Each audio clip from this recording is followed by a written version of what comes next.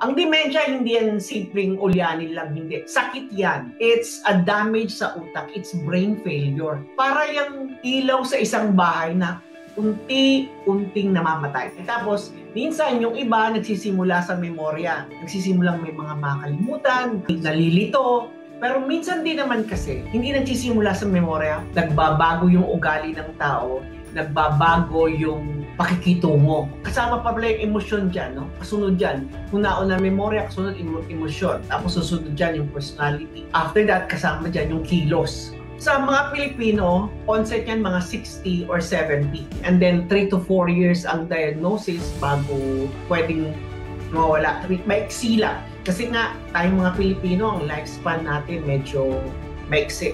Kaya, pag sinabi mo, wala naman sa amin yan eh, you know? Good. That's actually a blessing from the Lord kung wala sa inyo.